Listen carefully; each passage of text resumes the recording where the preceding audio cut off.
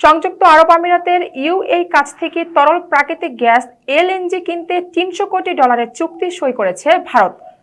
এই চুক্তির ফলে আমিরাতের এলএনজির বড় ক্রেতা হয়ে উঠেছে নয়াদিল্লি। এক প্রতিবেদনে ব্রিটিশ সংবাদ সংস্থা রয়টার্স তথ্য জানায়। সোমবার সংযুক্ত আরব আমিরাতের সঙ্গে ভারতের এই চুক্তি স্বাক্ষরিত হয়। ইউএর প্রেসিডেন্ট শেখ মোহাম্মদ বিন জায়েদ আল নাহিয়ান মাত্র 2 ঘন্টার সংক্ষিপ্ত সফরে এসে এই চুক্তি সই করেন। নাহিয়ানের এই সফরে ভারতের প্রধানমন্ত্রী নরেন্দ্র মোদীর সাথে বাণিজ্য, প্রতিরক্ষা সহযোগিতা জোরদার সহ বিভিন্ন বিষয়ে আলোচনা হয়। আগামী 6 বছরে দ্বিপক্ষীয় বাণিজ্য $20,000 কোটি উন্নীত করতে অঙ্গীকার করেন উভয় দেশের রাষ্ট্রপ্রধান। চুক্তি অনুযায়ী আবুধাবির রাষ্ট্রীয় প্রতিষ্ঠান এডিএনওসি গ্যাস কোম্পানি আগামী 10 বছর ধরে ভারতের হিন্দুস্তান পেট্রোলিয়াম কর্পোরেশনকে বছরে 5 লাখ টন এলএনজি সরবরাহ করবে।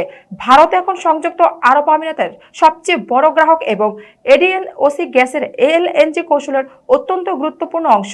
ভারতের পররাষ্ট্র সচিব বিক্রম মিশ্রি বলেন, ইউএই ভারতের তৃতীয় বৃহত্তম বাণিজ্যিক অংশীদার।